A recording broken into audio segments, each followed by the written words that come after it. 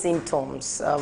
What are the symptoms we begin to notice before you know that maybe you have fibroid? What are those symptoms? Now, one will begin to notice. Let me say, for women, generally, fibroid is a very common condition.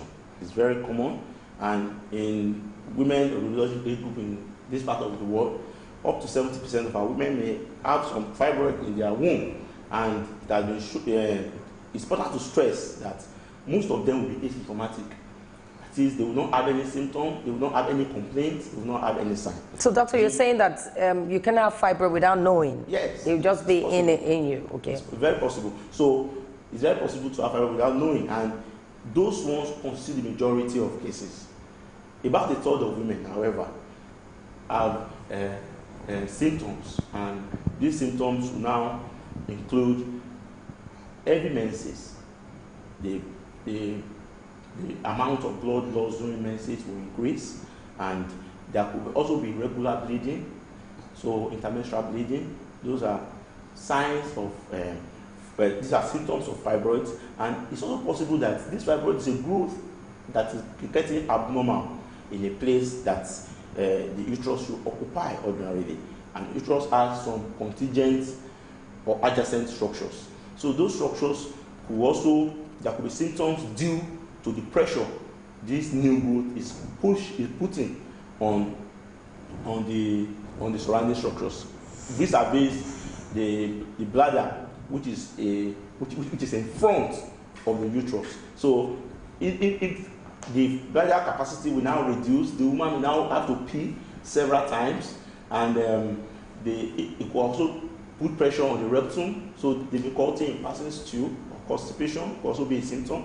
It's also very important to stress here that pressure on the urinary system generally can lead to backflow of urine, later leading to renal disease. So what's that? What's the meaning of the renal disease? Renal kidney.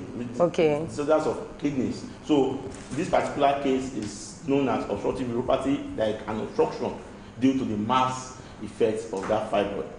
Okay. In that location. Okay, so it will cause loads of things due to fibroid. And another aspect that is important is that depending on the location, fibroid may also be associated with infertility. Okay. So this inability of a couple to get pregnant, and though it has also been said that fibroid and infertility, the relationship is not directly causal. The relationship is more of casual. However, depending on the location of these fibroids, it's possible that fibroid could predispose to infertility. Okay, so if you have fibroid, can you take in? Can you conceive? Yes. Once you have fibroid, yes, can you conceive? It's possible to conceive, and the ones that are really notorious for causing infertility are the ones that affect the lining of the womb. So this particular type of fibroid would distort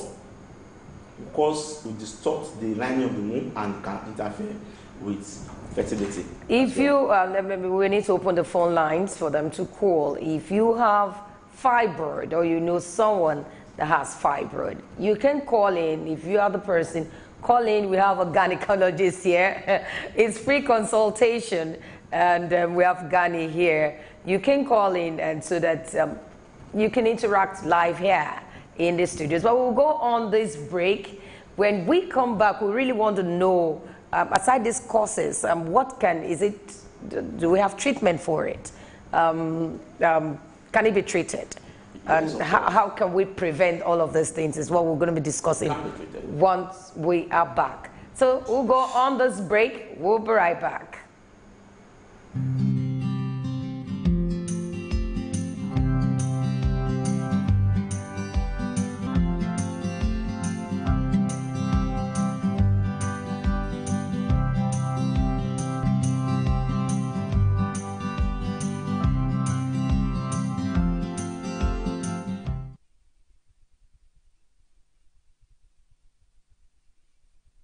Ginger is a very popular spice that is used widely in cooking and can be processed in a variety of ways. It has quite a unique flavor and is an ingredient used in many savory foods. It also has long been used as a remedy for various ailments, whether alone or in conjunction with other herbs and spices. and researchers continue to show just how effective it can really be. Ginger has several benefits as it contains a compound known as 6-gingerol. The compound has so far shown that it might be able to slow or even stop cancer cell growth in prostate, pancreatic, and ovarian cancer. If abnormal or damaged cells are able to start growing out of control, then a cancer may occur. An early test indicates that ginger could hold the key to the treatment. The good news for nausea sufferers is that ginger has been shown to be quite effective at relieving the symptoms. Nausea can be very unpleasant symptoms and can have a variety of causes. Ginger has long been used by sailors as a remedy for seasickness. Welcome back. We're still looking at fibroid. We're looking at the types, causes, and symptoms. But we want to ask Doctor this morning, can this be prevented? Can it be, I don't know how they call it in medical terms, so can it be prevented? Yes. The important thing here is that while still talking about the possible predisposing factors of fibroid, women that have not had babies, that is, we call them noniparous women, have significant risk of developing fibroids. So why is it so? Because pregnancy has been shown to have some protective effects on development of fibroids, and so women that have not had babies, or the so-called nulliparous women, at increased risk. In line of that, so having pregnancy is known to be preventive of fibroid to a large extent. So can you prevent it aside having pregnancy? Because some people are not married, and we don't expect them to now start hopping to go and look for how they can get pregnant. Yes. Can you prevent this? Well, by way of prevention, adopting healthy lifestyle may help, because obesity has been linked with fibroid as well. So having a healthy lifestyle, like, we need to know. You're teaching us here now. Exercise, eat right, reduce the content of red meat. What should you eat and what shouldn't you eat? Red meat should be avoided as much as possible, because it has also been linked with development of fibroid. So dietary and lifestyle modifications generally may help in preventing fibroid. So how do you, will I say, evacuate, or I don't know how you use your term, how do you operate? Yes. But we have a caller here. Hello, good morning to you. Good morning. Good morning to you, yes. But I don't want to have a demand on the... We need to hear you. About that issue that you are discussing. Fibroid. Fibroid. I have a case that somebody has a fibroid and is not menstruating again. Okay, thank you. Yes, what can... Yes, she's not menstruating again. Right? So fibroid is primarily a disease of women in the reproductive age group. However, women that have developed fibroids, depending on the size and the growth of fibroid, even though when they enter menopause, that is when they stop menstruating, the fibroid could still constitute a problem. So it depends on if the woman is having any of other precious symptoms that I mentioned earlier. Because fibroids, even though someone is not menstruating again, could still constitute significant risk to the person's health. So it's very important. Can it stop menstruation? Can it also stop you from menstruating? No, more often than not, fibroid will cause excessive menstruation. So for fibroid, a woman that has had fibroid and no longer menstruates, it's very important to know if that is natural progression to menopause, because menopause is associated with some reduction in the size of the fibroid. However, it's also important to stress here that depending on the size, if a huge fibroid, very huge fibroid, menopause may not cause it to shrink to the level that it may not constitute a risk anymore, and it may still need to be operated. Okay, so what can this person do? But there's another caller you answer after this call. Okay. Hello, good morning to you. Good morning. Hello. You need to turn down the volume of your TV set. Good morning to you. Yes, go ahead. My name is. Okay. I thought he wanted his speaking. I don't know. Okay, but the other caller before this caller, what can this person do? Yes, this person will benefit from a detailed evaluation and in a hospital, and this evaluation will now include evaluating other systems in the pelvis, reviews from a scan to know what the problem is, because somebody may just think that once you have swelling in your tummy, it's fibroid. It may not be fibroid for all you care. So it's very important to know if it's fibroid. Having known this fibroid, what is the size of this mass, and is it constituting other problems? So in the light of those, so a management line will be charted for this patient. Okay, we have another caller. Hello, good morning to you. Good morning to you. Hello, good morning. Good morning. Yeah, my name is Valentine from Ojota. Okay, Valentine, tell us. Yeah. Okay, doctor. There is a case at hand now.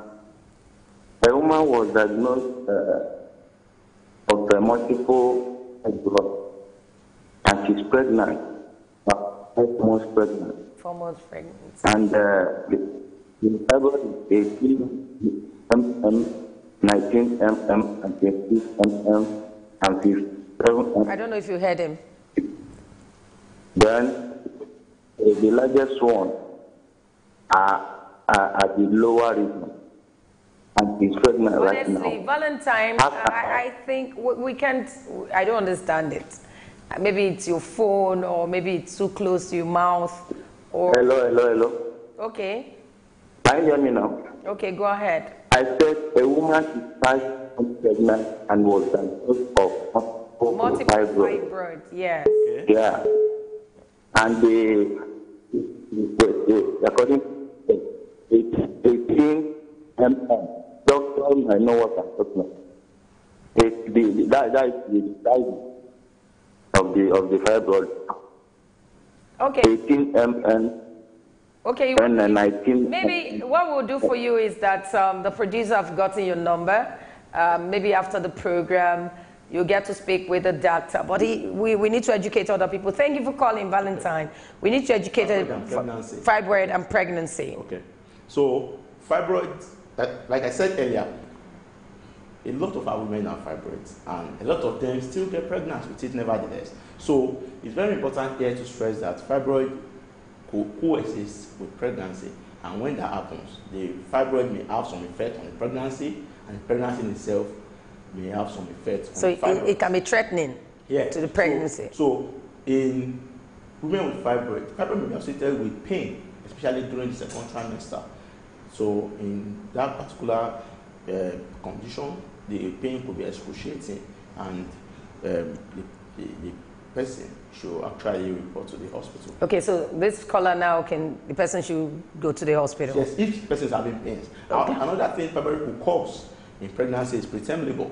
Fibroid could make a woman go into labor before time, and pregnancy, fibroid itself, depending on the location, can make labor difficult, and in which case normal delivery may not be possible. However, a lot of women still deliver their babies even with fibroid. Okay, we have another caller. Hello, good morning to you.